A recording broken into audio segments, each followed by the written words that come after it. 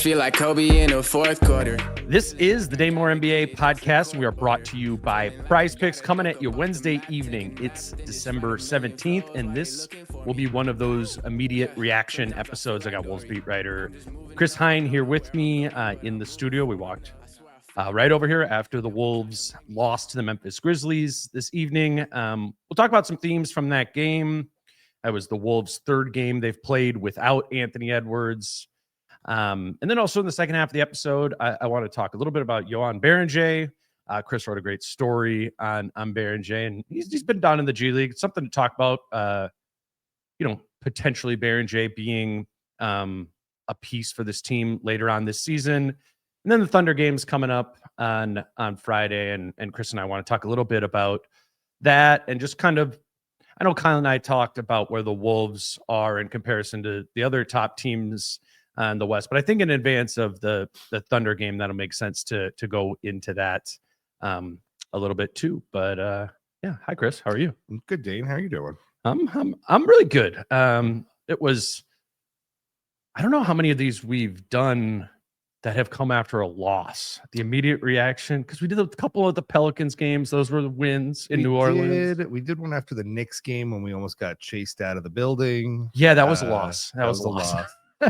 I think we've done the few that we've done here were all wins. New Orleans were wins. Brooklyn was a win. But we did one after the Lakers game in Los Angeles. Right. That was a loss as well. So, okay, so maybe not. Yeah. So I think our record's above 500. Yeah, like these. The Timberwolves. Like the Timberwolves. Yeah. Like just kind of coasting along above 500. Yeah. I do think while it was not the result the Wolves were looking for in that game, and Memphis is shorthanded without a bunch of players. The Wolves are somewhat shorthanded too. It's not going to go down as a good game for the Wolves. It's going to go down as one of their rougher losses. But I do think there's some interesting pieces from this game to get into. I don't think Chris Finch was in having as good of a day as maybe we were. Especially if you saw him yelling at the officials on the sidelines at the end of the game. It did not. And he was going out. I think he was letting off some steam. Maybe perhaps not totally related to the officiating in a moment like that, but yeah, some of that officiating stuff was, I mean, they were messing up. It was an odd night. It was just an odd night. Yes. Yeah. Well, I do want to just start by talking about the Wolves offense in this game, but let's play. I did cut Chris Finch's his thoughts on the Wolves offense tonight, which he did not hold back on. So here's Finch after the game. This is the first thing he said as he sat down to the post-game press conference. It was a horrendous night offensively. Our offensive decision-making was awful all night, from shot selection to turnovers to execution. It was just not very good. Was there anyone you were leaning on trying to get the team going, or was it kind of everybody? Trying to go different places at different times. Sometimes Bones to see if he can get us some open looks. Sometimes Dante, played with a bit of life out there, but Julius, Jade, and tried to direct the ball. Nas, and then the problem was, just kind of forced shot opportunities. When we did put the ball in their hands. It did seem, Chris, like there's a lot of ISO against Jackson in particular. Yeah, is that the decision? No, that was. Listen, we're not going to shy away from any matchup particularly, but you got to go and make the play or make the next play that's there.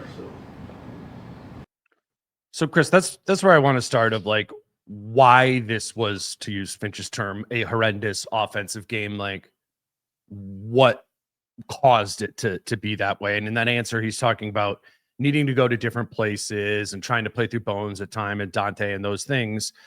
But the reason they had to go through different places is because first and foremost, no Anthony Edwards, right? That's your one obvious advantage that you have every night. There's not a lot of, or maybe any guys in the league who can just guard him in a one-on-one situation without it being an advantage for Ant.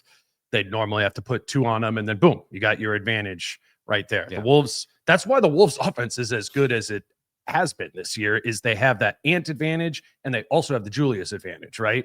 So basically at all times, they have something that they can play through that forces the defense to put a second defender onto this scoring option. A quasi 4-on-3.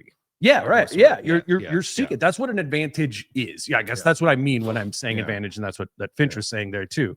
So this game is different, and the Wolves don't have advantages because Anthony Edwards is not out there, and then because this is a matchup that Julius Randle does not have as much of a one-on-one advantage. He's being guarded by the former Defensive Player of the Year, who is almost every bit as brawny as Julius is, and he's taller and longer. So the Wolves didn't have that go-to advantage and thus had to look for different places. And I think it would have been like an awesome game for Bones or Rob or somebody to break out and be that additional advantage for them, but they didn't get that either. I don't totally put that on Julius. Again, you're being guarded by Jaren Jackson Jr. Right. Maybe they went at that too many times. Maybe Julius went at that too many times. But what I'm struggling with in this one is like, what were the different places to go to? Even though Memphis was injured, that was still a good defensive group out there that didn't provide a lot of advantages for the Wolves. I don't know where the obvious answer was. I thought, in the first quarter, they got 11 second chance points. I took note of that early. So they were saying they were more, I guess, perturbed with their decision making, especially in the second half. And they thought early on maybe it wasn't as bad. But looking over that first quarter, 27, I think they scored 27 points in the first quarter. Yes, 27. And 11 were second chance points. So they were getting a lot of offense just by Rudy and others rebounding their own misses. Yeah. So even when they were quote unquote playing good offense, it really wasn't that good offense. I think this was a night, to me, you mentioned Bones and Rob. This was a night where, thinking about the matchups and thinking about how it all shook out, this is probably a night where Jaden might have, they could have used a really good Jaden night tonight too, I think, just kind of attacking off the dribble in the ways that he can, getting to the little mid-range. But with Memphis's size a little bit and Jackson maybe floating a little bit in the lane, that's a little harder to do. We saw him try to do that down the stretch, and I think Jackson stood him up and at a key moment in the game for another stop. And at first in the first half, it did look like they were going to get a little something from Shannon and Dillingham, and then that dried up in the second half. Those guys gave them some life in the second quarter when they took, I think, a 7-point lead, and that dried up as well.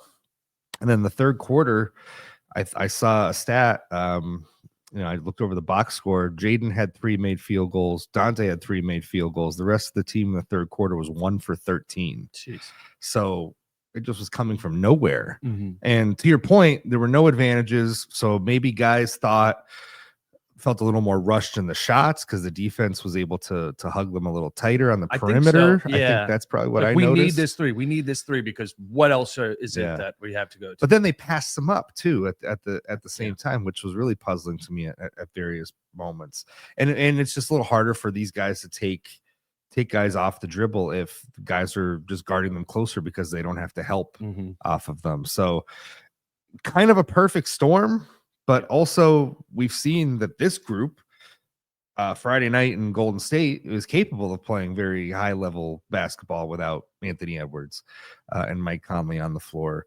And I just think, I asked Finch a question about this, I just think that's kind of the volatility that you get when your best player isn't on the floor. Some nights, these guys are going to step up and have good nights. Some nights they aren't, and maybe that's matchup dependent, especially when you don't have your best player who can kind of override some of the coverages and matchups that you may face otherwise. So it was kind of that sort of night where the matchups were not quite in their favor and they just didn't hit enough shots to overcome it. So I think the Jaden piece is interesting. And the reason I didn't say that, I said Rob and Bones, was I'm thinking of like the initiator of something. And it's not that I don't think Jaden can be, but like, let's think about when Jaden's been really good this year. It's getting a lot in transition, right? And he can score on or over people in like those semi-transition situations all the time.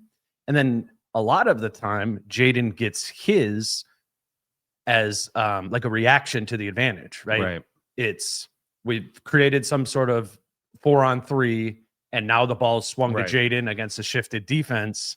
And it did get me thinking of, well, maybe there should be ways to directly play through Jaden a little bit more, right? Because there was a point, and Jaden actually had a lot of assists. I remember looking at the box score at one point, and Jaden had only taken one shot and he had 4 assists. Yeah.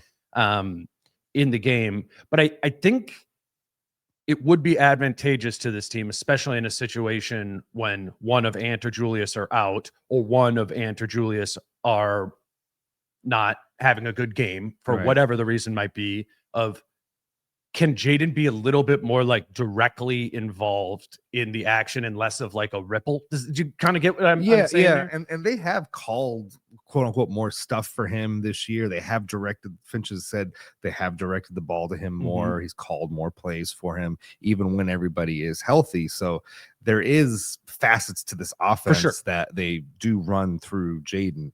It's just not like at the top of the key, here's Jaden initiating, bring the high screen and playing off of Jaden in that way. And maybe that isn't even the right thing for Jaden. I'm saying I can't even picture it if Finch was just like, we're going to really lean into Jaden in this game. What does that look like? Yeah. You know what I mean? It's just, that's not normally how he gets with fed. how fast paced this game was, you would have thought that the transition would have been the way to do it. I mean, each team took 96 and 98 shots in a 4-quarter game. There were a lot of possessions in this game. That gives you an idea of how fast it was. So I guess I was a little surprised that it didn't happen more in transition personally, or semi-transition. And I felt like, only 11 shot attempts for him on a night like tonight. That felt like that had to be more. He only took 2 threes. I would have wanted a little more out of Jaden, just somehow more usage. usage. Just direct him the ball a little more, as opposed to maybe some of the other guys tonight. Yeah, no, I agree with that. It did. Somebody had to step up in Ant's absence in this game, and I want to talk to you about Bones a little bit, because we haven't done an episode together since Bones has been playing, and largely Bones has been really good. It is interesting with Ant out, like Bones is in the Ant role. Yeah, like he's starting for Ant. Like in the first quarter, he was the last starter to sub out, as Ant does. He's getting how many total minutes? Still 34 minutes in this game. Even in a game that he was, 3 of 11 from the field. Wasn't like he was playing great. Like Bones Hyland has really been given the opportunity, and I don't mean this in a pejorative way, to be like dollar store Ant. And I guess my question to you would be less so specific to tonight. What have you just thought about Finch empowering that and being like, this is what we are going to do? We are going to give Bones Hyland this significant opportunity. It's reached a point in the season where I think the rubber is meeting the road on giving the young guys a chance, seeing how much they produce, and then needing to find something that's going to win you games now. Yeah. That to me is why Bones is back in the rotation, why he's likely to not leave the rotation. And when you see kind of what he can give you, even though he didn't shoot it well tonight, but what he's given you since re-entering the rotation, it's like, what is Chris Finch? What is this team supposed to do right now when your goal is to try to make it deep into the playoffs again? Yeah. So Bones is giving them something that the other guys just aren't right now, and they need a little more pop off the bench. They need a little more scoring. They need a little more playmaking. They need all of that, and Bones can deliver that. And the other guys just aren't doing it consistently enough. And whether that's because, and we can argue this a lot, and I've said it before on the show, that it's a chicken or egg thing. Do the minutes come and then the production comes, or does the production come and then the minutes come? Right. Well, and Finch made his stance clear on that. that the minutes, that the production has to come first, and then the minutes will come. Right. He made his stance very clear. Yes. Yeah, and again, we've kind of talked about that some on recent episodes. And I do get where Finch is coming from. I am more of like in the camp of I think you would be more likely to get that production if you gave it more, but I totally understand exactly the thought process that you just explained there, and why Finch is doing it. He's doing the safer option. It does really stand out when you go 11 minutes for Bones, or 34 minutes for Bones, and 11 minutes, for Rob there. But it's not like Rob blew you away in this game either. His first possession in, it's that turnover on the baseline. Yeah. He had a nice little pocket there where I think he got all of his points. He had a couple good minutes in that first shift for sure. Yeah, that and one, and then the next possession it was a mid-range jump shot that he hit. He had that zip pass to Nas underneath the basket, but the defining run of the second half came when they had the triple big lineup, and Rob and TJ were the guards, and Memphis went on a 14-0 run, and they never gave back the lead. It started with that group, and Finch pitched it, and it's like it is, and that's exactly it. That in a nutshell is what this team is facing. You're giving Rob and Terrence a second shift. They earned that based on how they played in the first half, right? They had a good first shift in the first half. Second shift happens, and the wheels came off, and they lose a game in part because of that shift. Totally. So when you're Chris Finch and you're looking back over this game, if you don't play Rob Dillingham and Terrence Shannon Jr. 11 minutes each, and you only play them 8 minutes each, or you don't play them at all in the second half, do you win this game tonight? Well, I don't know. I mean, probably not. Maybe not. Maybe it's just somebody would have had to play. And I'm just looking at it, and there's six guys. Do you put Jalen Clark out there more? Does Nas play 4 more minutes? Nas played 30. Could he have bumped up to 34?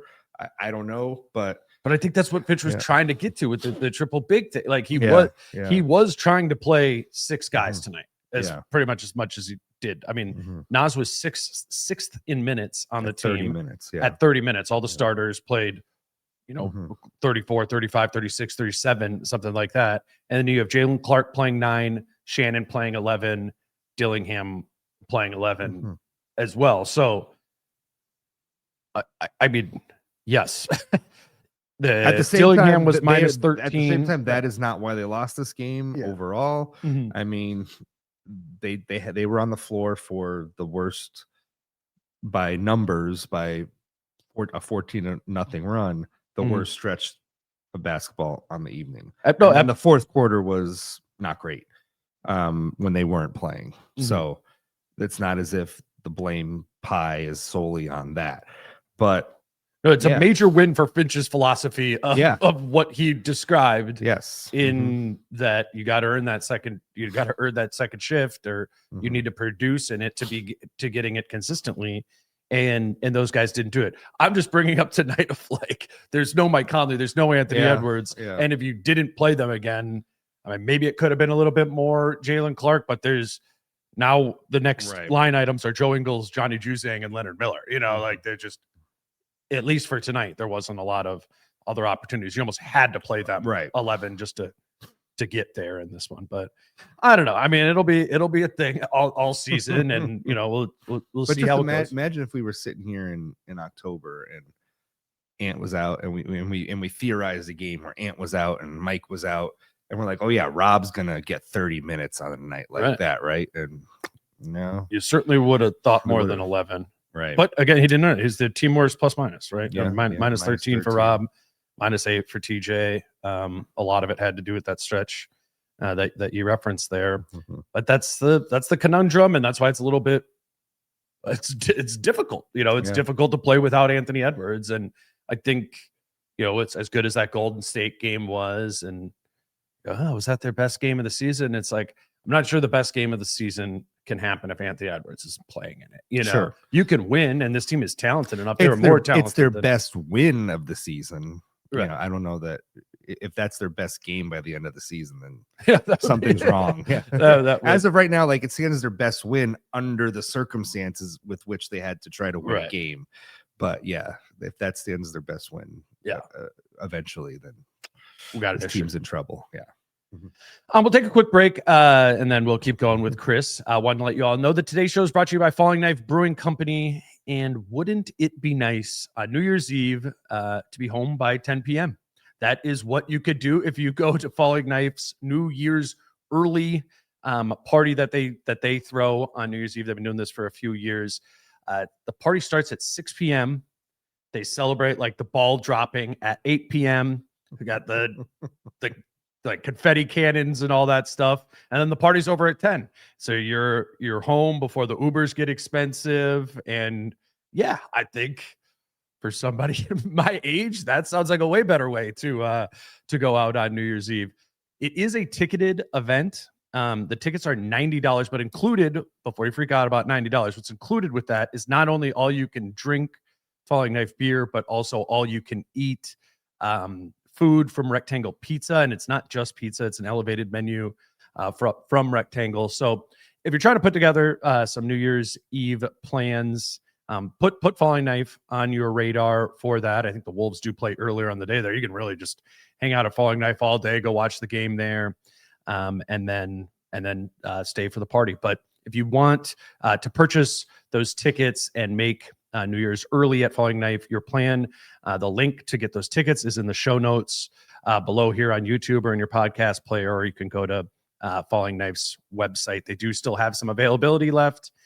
So again, yeah, if you're looking for a place to hang out on New Year's Eve, New Year's early at Falling Knife Brewing Company in Northeast Minneapolis. Today's show is also brought to you by Prize Picks.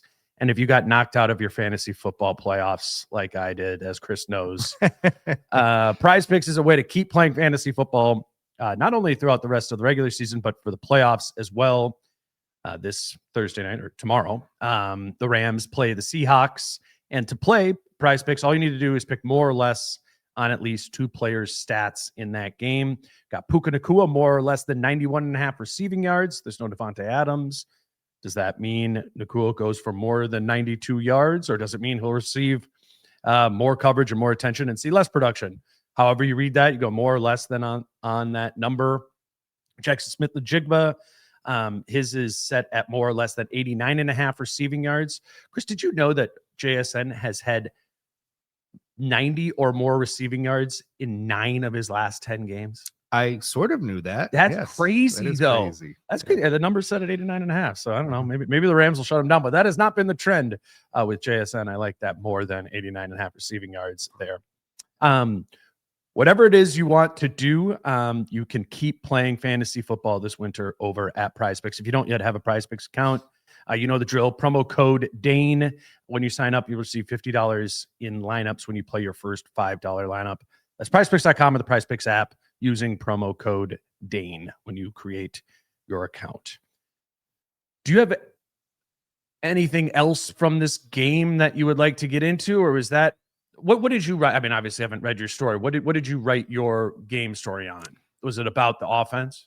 It was, but it was also, I wrote kind of a larger picture thing where I was thinking about watching the Spurs Thunder game on Saturday and watching the Denver Houston game the other night and thinking, man, that was some high level basketball in both of those games. Yeah. And I just thought, and then the Wolves took the floor Wednesday night and lost to the Grizzlies. And I'm just like, it's a bad juxtaposition, and it's not to bury, just take pot shots at the Wolves here, but I'm just thinking to myself, like, man, can they get to that level that I watched in those two games on a more consistent basis? Because they're going to have to, because those teams can get there. And we haven't seen it. We think we know that they can, but they just don't seem that interested in wanting to reach that level themselves. Look, Ant's not playing, of course.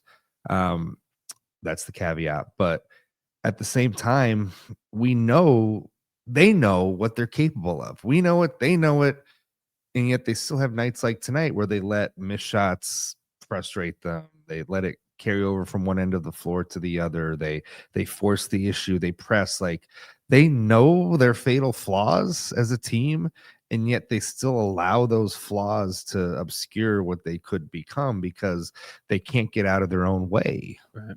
That to me is the ultimate takeaway. And I realize that they've won 7 of 9. Sure. Right? Like, not to take away from that. It's just when I watched those 2 games the other night, I'm like, I'm waiting to watch a Wolves game like that this season. I haven't really watched one like that. Maybe it'll Could be on Friday. Maybe it'll come Friday night. Maybe Oklahoma City come into town and they'll be on a back-to-back. Maybe this will be a little bit of a jolt that they need.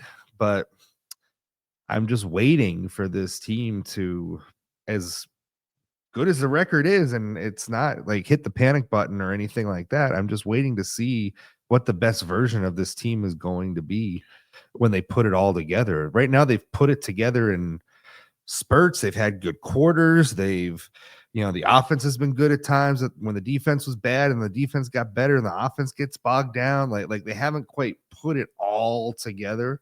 I'm just kind of waiting to see a stretch when they do that. It hasn't really come to fruition yet. What about the game in Oklahoma City? You were there. Like how far was that away from what you're describing? The last time the Wolves. Yeah. Kind of close. Yeah. Kind of close. Right.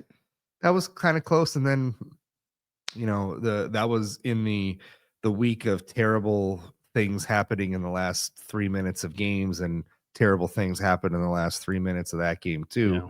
So it just kind of continued that trend of, can this team do anything in the last minutes of close games that week? But we've got a couple more answers on that, a couple more data points of like that improving. The Wolves improving in that capacity. They've been much better in fourth quarters and down the stretch. Yes. And the first 45 minutes of that game against the Thunder was good, and it was playing up to that level of Oklahoma City. And I'm very sure that the Wolves have that gear. Yes. Even though we haven't seen it a lot this year, just kind of knowing the group, knowing the way that they can turn on, and we have seen them turned on in the playoffs in recent years, of being able to level up and kind of accordingly to the opponent. Mm-hmm. I feel like that is very much in their DNA, and it makes me, in a weird way, kind of expect that on Friday again. And it's not necessarily expecting a win, but it's expecting to be playing at Oklahoma City's level for the majority of that game. I think this team has that in them, and it'll be certainly with Ant healthy. And I think that's the elephant in the room of this lead up to this whole game against the Thunder. Is I kind of anticipate Ant will be back. From what I've heard, this isn't like some sort of serious injury to his foot. I think it's like an infection on his toe that has been bothersome, but not like a long-term stress fracture type of thing. Right. And I think in some of the, he's just been on the injury report as right foot soreness, right? Or I think it's now like right foot maintenance. Maintenance was today. Yeah. And so I think I get it. It can be scary when a player is out, and it's kind of ambiguous how long they're out for, but whatever. I don't know that Ant will be back on Friday. I would have, if I had to bet right now, I would bet that he does play in that game, and that whatever, he's going to be back to being Ant sooner rather than later. I do have that Knicks game on my mind, though. His first game back after the hamstring injury, and just not being able to come back from the injury, and he was not instantly himself. Turn it on. Yeah. Now, is that the difference between is there a difference between a hamstring and a foot injury, like sore foot injury?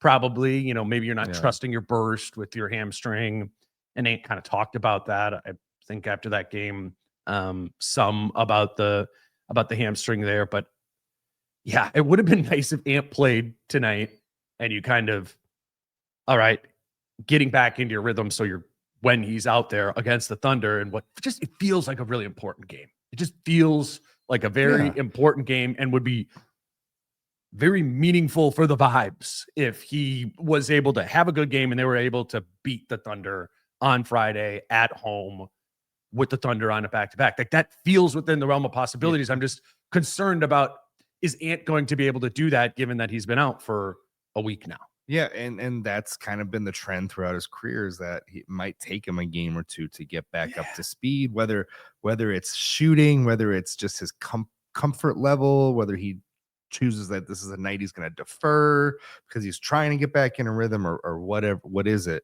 I don't know, but I think anytime they play the Thunder now this season, kind of where the matchups are spaced out, it is going to be each time kind of a mini referendum on where the Wolves are. At least it's going to feel that way to me.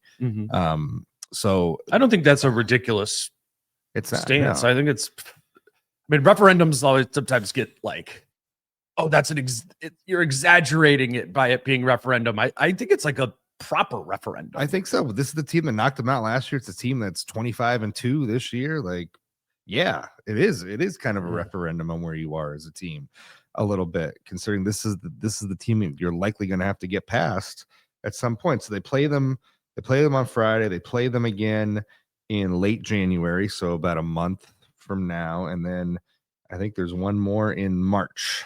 So they are kind of spaced out like that. They didn't do 3 and 4 games again like last year against. No, right? Remember Exactly. that? Yeah, I remember that. Yeah, they had Ridiculous. right before the All-Star break and then right after the All-Star break, three matchups. Yeah. So it is. And to bring it all kind of back home, you mentioned that we think, and I agree with you, that the Wolves have that level within them.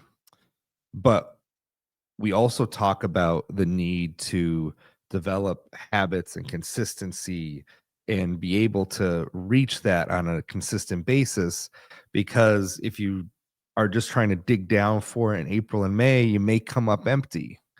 And that's one of the main reasons why the Thunder knocked them out last year, was because they had been at that level all season, and the Wolves found it at some point, but they hadn't found it consistently enough to the point that they had addressed some of their bad habits and Achilles heels that cost them.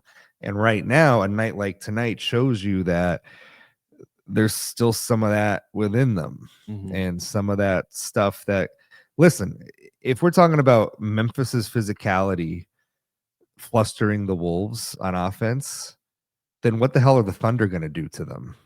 Right? Yeah. Like if you can't overcome Memphis's physicality, They couldn't overcome Memphis. They couldn't overcome Memphis's physicality without Ant.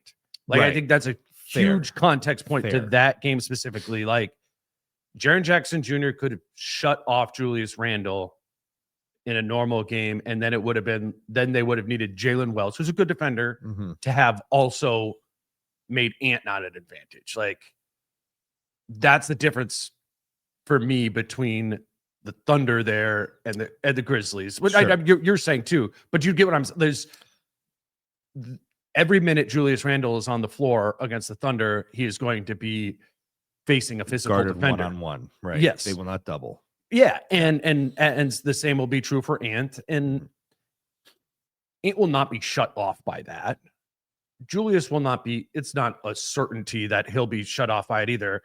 But I think it matters that to have. That's why the 1A, 1B thing is so important. It's like in general in the NBA right now is needing to create that. And it's one of the reasons that the Thunder are special is they have the depth of personnel to be able to make that tricky on those guys. I don't think they can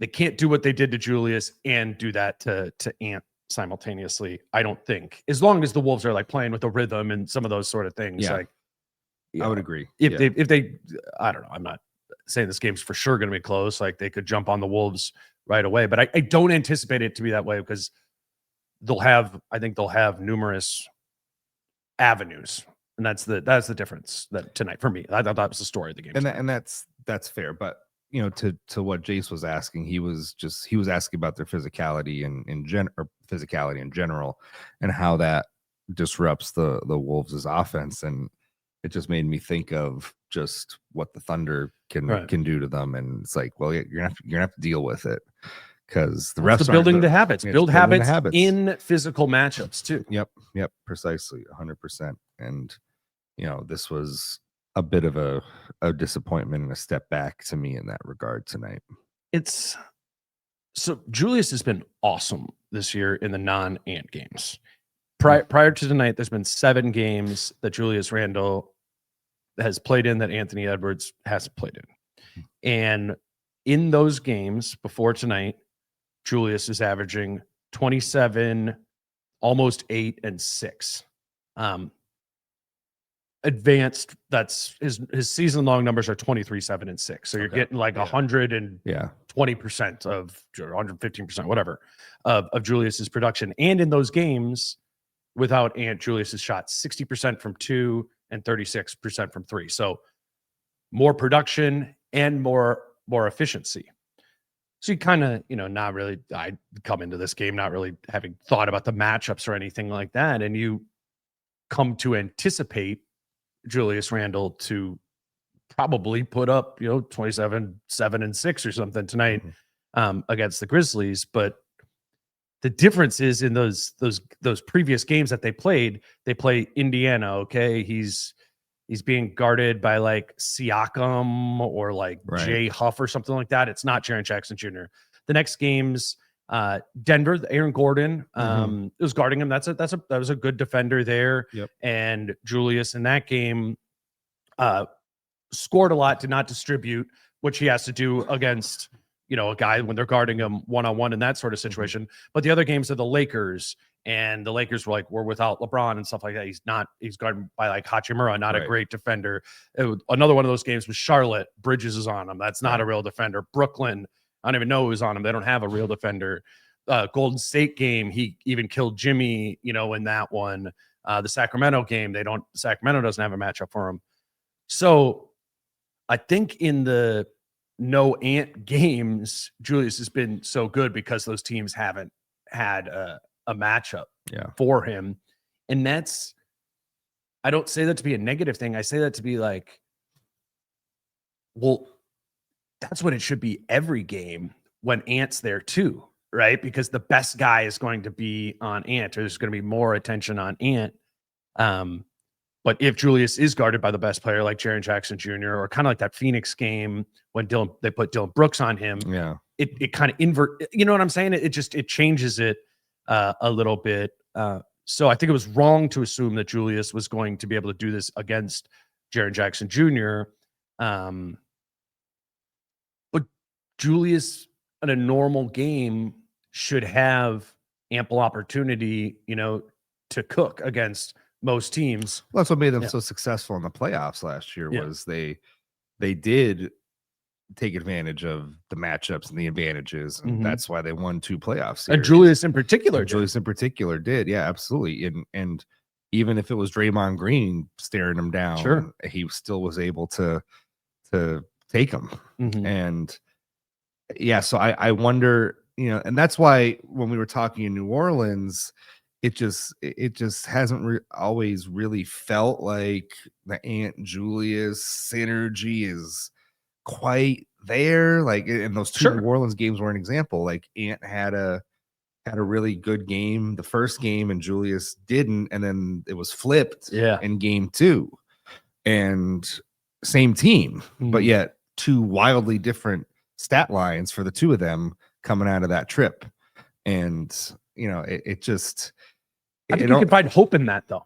You can, because if you can get it all together, if you get that synergy going in the right direction and saying and reading the game and kind of feeling it out and seeing how it's going, it's like, all right, well, Julius has X matchup or Ant has X matchup, so you go off of it that way. But that is what made them so successful, and that's why the Thunder is such a challenge. Is Julius had the mismatches in the Lakers and Warriors series. He did not have those advantages in the Thunder series, and that's why the Thunder were just able to stand them up and blow them out 3 out of those 4 losses.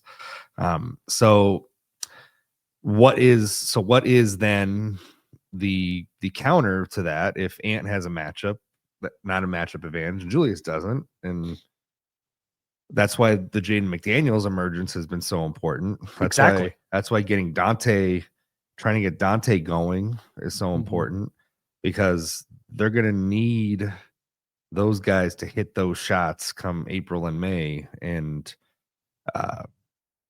and they didn't in that Thunder series. So, And on Friday, that's what they're going to need, right? Right. Like, again, Julius and Ant can't, it's not like the Thunder's guys are going to delete them from the game, but it's going to be more difficult for them.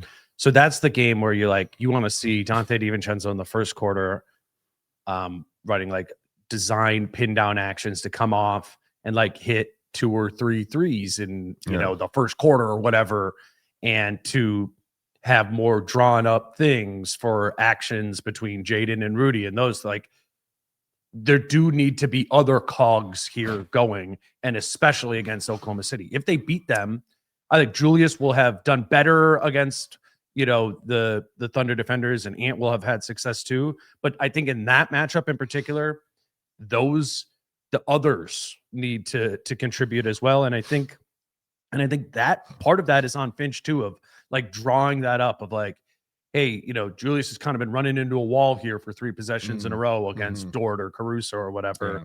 Let's call a play here that's specifically designed for Dante or a pick and roll for Rudy, you know, those type of things.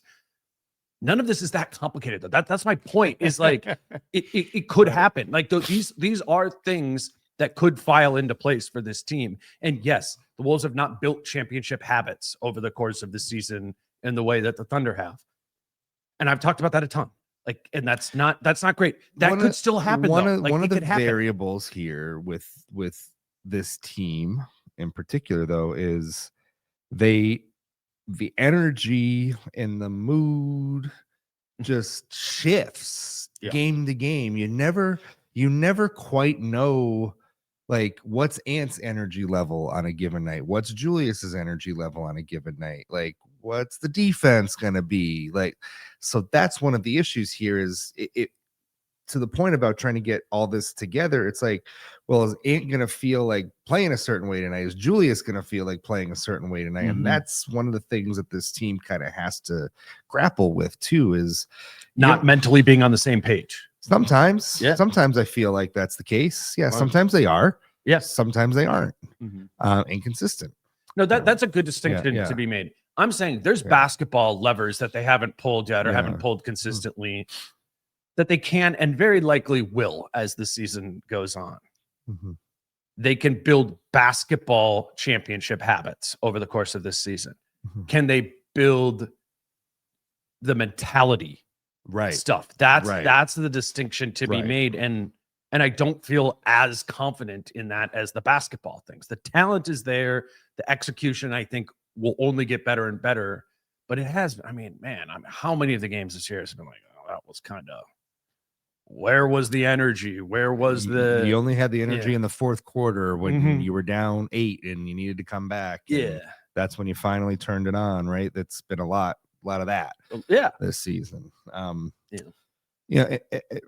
it pertains to Ant and Oklahoma City, it's interesting to think back on that series, think back on the game they played this year, which Ant didn't shoot well in the first game. He was 9 for 19. I remember he struggled to open the night too, but I don't remember. I remember sitting there and thinking that he wasn't playing a bad game in that first matchup, even though he wasn't shooting well.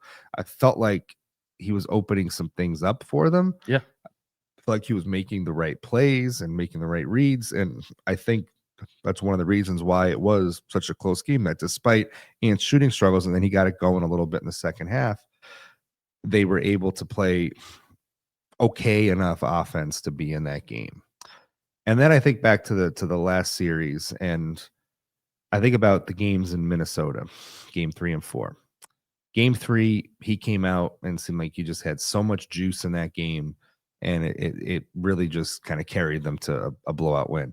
And then game 4, if you remember, that was the game he got criticized by the talking heads for not taking more than like 2 shots in the first half, right?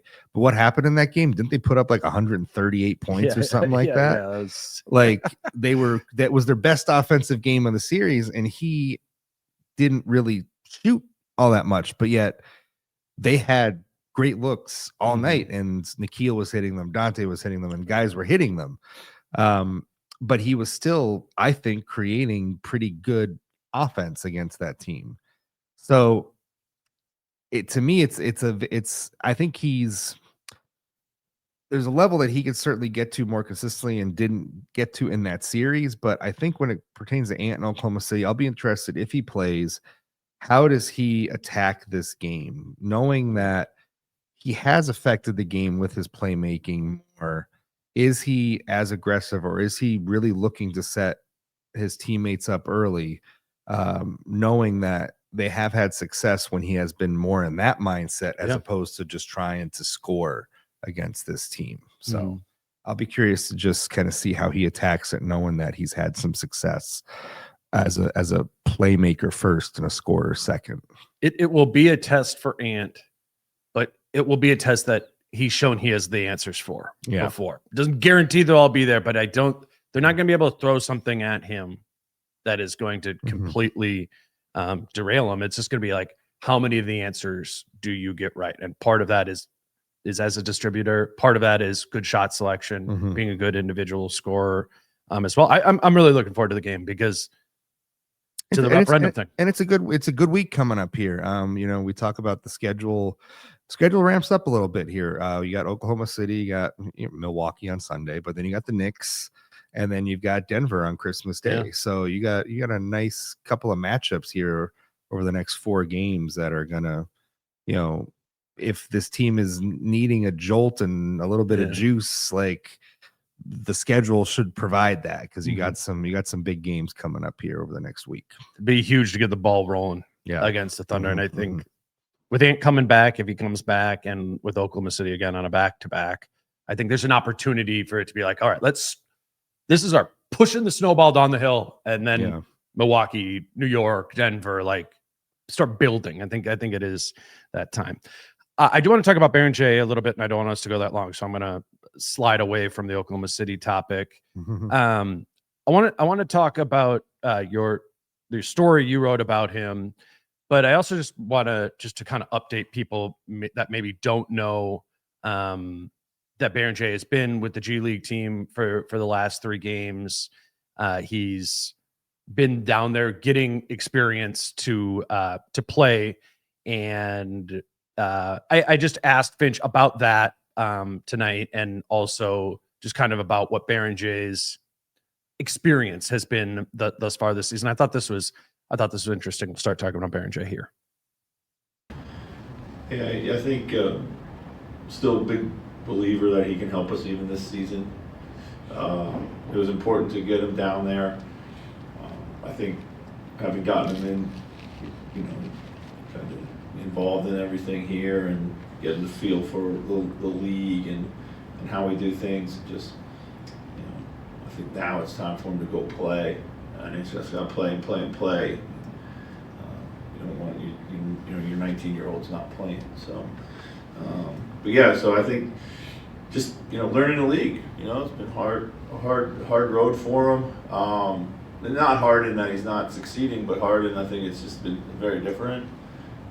The language barrier, and I think that's also part of the reason that we really wanted him to go there, because he's got to connect the dots between like the language and the coaching and the feedback loop that goes all to that, and it has to be done in real time. And so I don't think there's any French speakers down there. Up here we got a lot of them, so he has can cheat his way through a little bit here. But yeah, no, we're excited about him. And last night he had a heck of a game. I don't know if you saw the line. Was super impactful defensively, and I think we feel confident that his offense is repeatable at this level once he settles in and settles down. Today's show is brought to you by Skims. Skims obviously has an expansive lineup in the women's clothing space, but they've really expanded their product to the men's side of things, specifically men's underwear. And I've said this before, but my favorite thing about Skims is that it is a type of boxer brief that both works for going to the gym and also just works for everyday life. I have the stretch 5-inch boxer briefs, and they work functionally just kind of like compression shorts I would wear back in the day when I played basketball, or for when I go on runs. But these ones are significantly more comfortable. I think that's what's unique about them is they can be you could wear one pair to the gym and you can wear another pair after the gym because they are built for both. Like I said, the 5-inch cinch boxer briefs are my personal favorite, but they also have cotton briefs amongst other styles. I think you should try and find a pair that works for you. Be more comfortable. Shop Skims Men's at skims.com and Skims stores and let them know we sent you. After you place your order, you can select podcast in the survey and select our show in the drop-down menu that follows. And if you are looking for the perfect gift this season, the Skims holiday shop is now open at skims.com. Today's show is also brought to you by Storyworth Memoirs, and we're excited to have Storyworth back as a holiday season gift option for your parents or your loved ones. I think if you're around my age, this is a great gift to give to your parents. The idea behind Storyworth is uncovering stories you didn't know about your loved one. This is how it works. Each week, Storyworth emails a loved one a memory-provoking question that you get to choose. What were your favorite toys as a child? What's something you're most proud of? And all your loved one needs to do is respond to that email with a story. After a year, Storyworth compiles your loved one's stories and photos into a beautiful keepsake hardcover book. Photos are printed in color in the book, and it will be a treasure your loved one and you will be able to share and revisit for generations. Customers love Storyworth. They've printed over 1 million books and have preserved 35 million family stories since their founding 13 years ago. They also have 48,000 5-star reviews on Trustpilot. I use Storyworth, and I think you should too. Give your loved ones a unique keepsake you'll all cherish for years. Storyworth Memoirs. Right now, save $10 or more during their holiday sale when you go to storyworth.com/DaneMoore. That's storyworth.com/DaneMoore to save $10 or more on your order. So, Chris, I think the interesting piece of that, just as like a human, is the language barrier element of it. And you talked to Johan about that. Was that a couple weeks ago?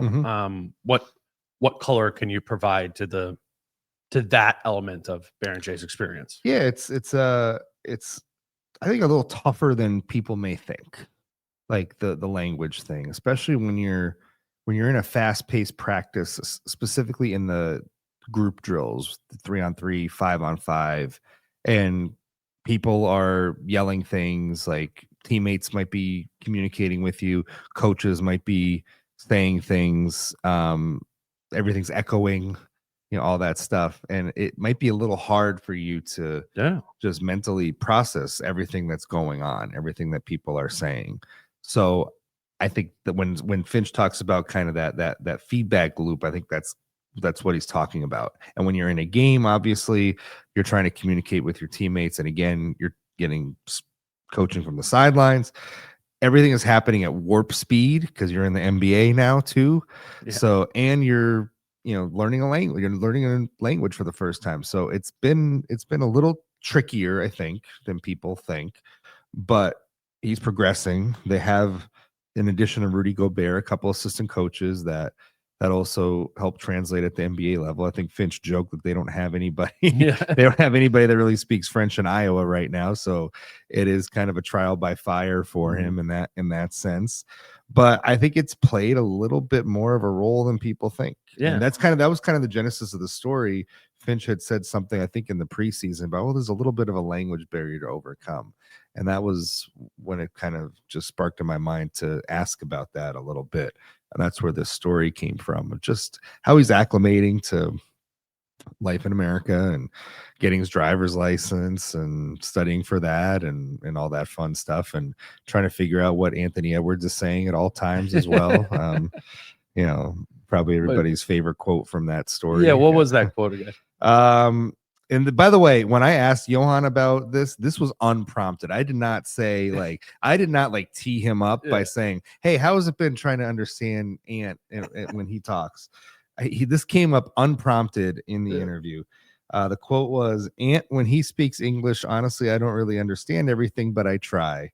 I get to understand him more and more, but words I never heard. His vocabulary is like a dictionary. I really learn everything. Every word he says is a new word for me." So wonderful, just wonderful. So funny. And like I said, unprompted. Did not try to tee him up or set him up for that quote. Yeah, it's interesting. I mean, just kind of being in the locker room, and I've talked with him a few times. We've done a handful of interviews with him.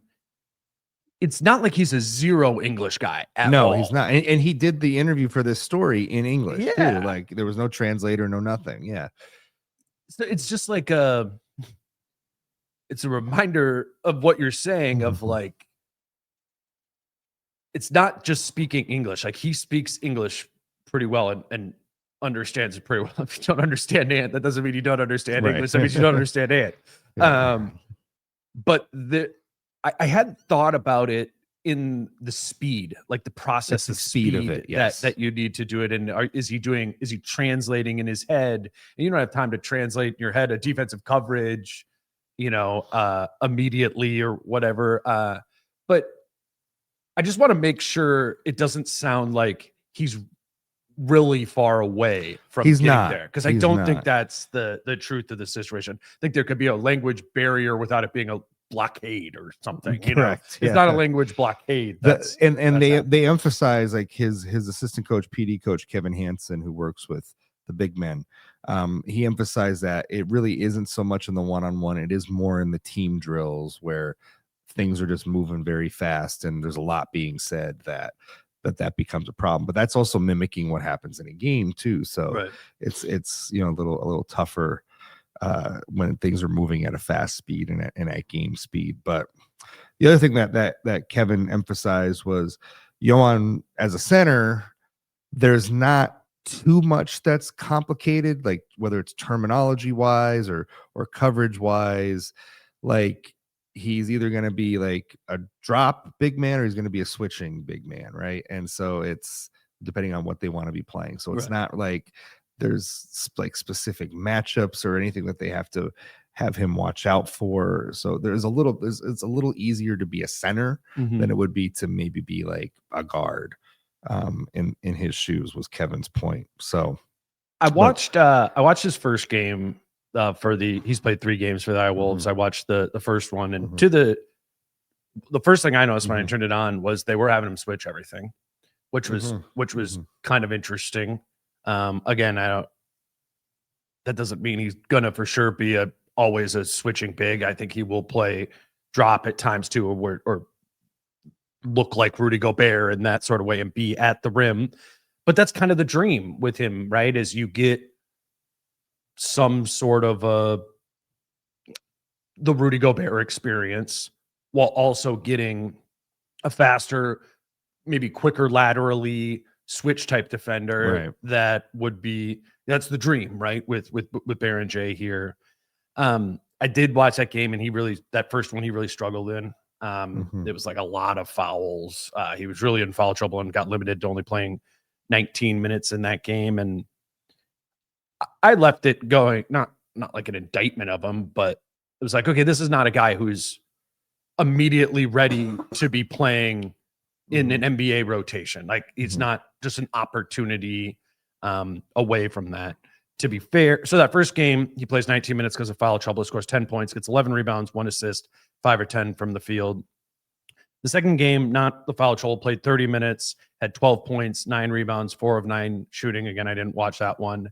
And then third game, as Finch referenced there, was his best one. Looked really good defensively, played 29 minutes, had 17 points, 8 rebounds, 2 assists, and made all of his shots.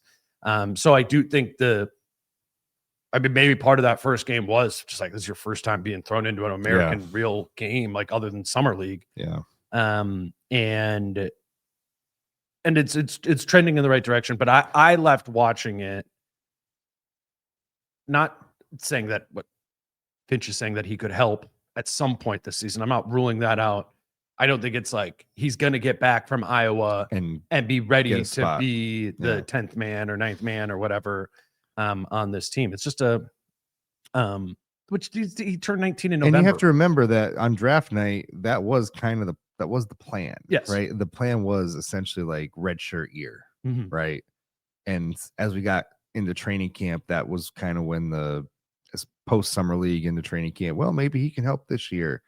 But I think when you go back to what their original thought process was and plan was, like this is essentially a gap year / redshirt year. I think the hype came up because he looked awesome in training camp, he blocked physically. Because he blocked the first 2 shots of summer league. That's why. Right, his first possession, he had 2 block shots or whatever that was in summer league. Yeah, he had like 7 blocks in that game. Yeah. Much like Twitter, summer league is not real life. No, that was. I remember I was right underneath the basket for that one. It looked. I mean, because he physically looks awesome. He does. And he's fast, and even in the game I said but wasn't good, but to all of this, I think, into what you were saying about watching that first game, there's just, and language is involved in it, a little more of the processing the game that has to happen, I think, at a higher speed and level before potentially getting rotation minutes. Yeah. And that just comes naturally with time. And it's not to say that, it's not a knock on him. And again, I think this was kind of the plan from draft night. And he was exceeding expectation. He was getting people excited, right? I think with how he looked in summer league in the preseason. And I think overall that's a good thing, that he was seemingly ahead of schedule, and sort of is ahead of schedule, with Finch still even saying that, not ruling out contributing down the, maybe the second half of the season here. Right. But I always kind of push back at the hype early on. And I was always like, I still think back to like, I just think it's going to take more time. That's all. He was 18 years old when the season started. He was 18 years old. Yeah. Let's say Rocco looked kind of nice when I was That's watching. what I've heard. Yeah. He's like a hooper. Like he's not just like some gigantic white dude who sits by the just rim. a tall stiff. No, he's like a hooper, and he was he made like 2 or 3 threes in that game. Like, I mean, I know he was Rocco Sikorsky was a late second round pick for the Wolves, and the Wolves are not as invested in him, obviously, as they are Beringer. I mean, he's a piece for sure. But I was like, as Beringer was struggling when I was watching that game, it's like, oh, okay, this is cool. Like maybe because Rocco's 19 years old as well, and has to develop physically and those sort of things too. But I think he's been down there longer too. I was gonna say, I think he's been down there like all season, right? So he looked comfortable, and he maybe came in a little bit more comfortable than Beringer did. There's no language barrier there for sure with Rocco. But yeah, I just wanted to note that. I thought he was fun there too. It's gonna be interesting to see where this Beringer thing goes, and if 20 games from now or something like that, kind of like what's happening right now, if it's an injury to Julius or Rudy or Nas, right? Those guys have been healthy. It's been an injury to Ant here. I think they would want to give him minutes. I think the team could use that at that time, because your alternative would be like, playing Jaden as a big, or some of those smaller lineups where it's like TJ and Nas as your front court. Like maybe Beringer could. I think if that happens, I think he'd get the Jalen Clark from Phoenix last year of the hey, you're gonna get a few minutes tonight, see what happens. Sure, right? I like that count, and that could happen. We'll see, like you said, it's gonna take probably multiple injuries to get to that point, but it's certainly not out of the realm of possibilities.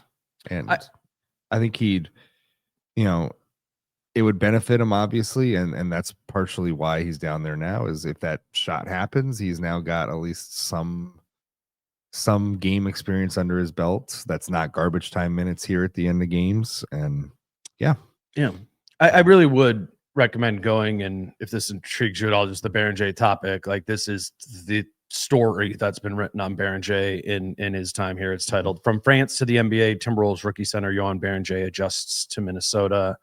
I thought Chris did a good job of that. It's from a couple weeks back. You can find it on his Twitter. You can find it on the Star Tribune website there. But I would. It's a different type of story, right? It's not just a gamer. I'd recommend checking that out. Do you have anything else you want to hit on, or anything else you want to mention? Buy the book for the holidays. There you go. Always a good stocking stuffer. And I will be fulfilling a career goal, also dropping on Thursday. I will be Billboard Magazine has asked me to appear on one of their podcasts. Yeah, dude. And I will be discussing the year of 1995 in Mariah Carey's career for 2 hours. 2 hours. 2 hours. on their Pop Stars podcast with the great Andrew Unterberger, who runs it was part of the Rights to Ricky Sanchez crew. Yeah. So his day job is that he talks about Billboard charts and writes and edits articles about them as his day job, and he does basketball on the side. And I'm like the opposite of that. I do basketball first and then like have an obsession with the Billboard charts. So he asked me to come on and talk about Mariah, who just set the record, reclaimed her own record for the longest running #1 song in the history of the Billboard Hot 100 with All I Want for Christmas Is You this week, 20 weeks at #1. So we get into all of that. Can I give you one? A Billboard? Oh, you're going to do this? Yeah. Okay. So I need to give you a year and a month. So the trick is if you name me a specific date in the last 30 years, I will try my best to tell you what the #1 song in the country was on that specific day. Yes. Okay. I will put my laptop screen down here. So let's say October 22nd, 2001. Okay, now you got to Google that. You got to start. Okay. You got to look that up. October 22nd, 2001. So we're in post 9/11 world, and so there were 2 songs at that time that were toggling back and forth at the top of the charts. One was Fallen by Alicia Keys. The other was I'm Real by Jennifer Lopez. I'm going to go with Fallen by Alicia Keys. Pulling this up here. Was she #1? Okay, Billboard Hot 100. Okay, could you do it here? I don't know what I'm just on the Billboard website. You're just on the Billboard website. Yeah, I'll look it up. There's a Wikipedia page. List of Billboard, and this is great. Oh yeah, here we go. I think I found it. List of Hot 100 #1s. You 2001. said October what? 22nd, 2000. I just pulled that out of nowhere. Okay, October 22nd, 2001, and it was. I was a week off. Oh, you got to study before your podcast. It was I'm Real. Okay. So, like I said, those songs were going back and forth. Fallen had 3 weeks. Then I'm Real had 3 weeks. Fallen had 3 weeks. I'm Real had 2 more weeks. And the second I'm Real run started on October 20th. I was 3 days. 3 days off. I was 3 days off. Fallen was #1 right before it. So I technically got it wrong. We've definitely sat around. Put a big X on the screen. I don't know. That's a big X. Me and Chris have definitely sat around having beverages and just fired this off. Like, listen, it's getting a little fuzzier in my head with time. 2001, this does not. When I was doing this in college and it was like 2009, this was a lot easier. Now in 2025, this is a little harder to keep all these dates and songs in my head. I feel like I could have done that in college with like you would have said a position of a baseball team, like second baseman for the Phillies or whatever. But I could not do it anymore. But I could have at that time in life, I could have been like, second baseman for like whatever. Mike Mordecai. Right. Yeah, no, I can't even think of it. That's really cool though. Yeah. So you'll like tweet that out. We'll put that out too. Yeah. If you want 2 hours of Mariah Carey time. Hey, I don't know when you said you played Balatro or whatever that game was. A lot of people were very excited about that. And I tweeted, I put some stuff out about that the other day. And for some reason on Blue Sky, it got 68 likes. There you go. A Balatro video. What's going on with? I don't know. I didn't realize people like that game that much. I thought it was like just me. I don't know anything about it. I know that I'm sitting next to Chris, and I'm like, "What are you doing on your phone? Are you playing poker? Kind of. Yep. Exactly. No. This was fun, man. Rough one for the Wolves, but an opportunity on Friday to, I think, not only like more than right the ship. Like I think there's just like an opportunity, as you said, in this next week to be like, here we go. Yeah. And it'll be interesting to see if they go, right? Like that's no guarantees, but I don't feel strongly like one way or the other. I could see this team really elevating on Friday and being very competitive with the Thunder, but we will see. And I'm not sure if we'll be able to connect next week just with it being the holiday, but I think we'll get you on here for sure one more time before the before 2025 is over. So thank you for doing it. Appreciate you. Always a pleasure, and love coming here in the studio. I love this. This is awesome. Yeah, we're making this a thing. The post game immediate reactions with Dane and Chris is fun. Tomorrow on the show, I will be joined also in studio by Britt Robson, and haven't talked to Britt for a while on the show, and I think we'll kind of go over the week at large and get some of Britt's thoughts on recent themes, and maybe spend a little bit more time talking about the Thunder matchup in particular. I'm sure Britt will want to talk about that as well. But yeah, until then, he's Chris. I'm Dane. Peace out. How I'm feeling, man, I hope it never stop, yeah. Green and hot so you can find me in the crowd, yeah,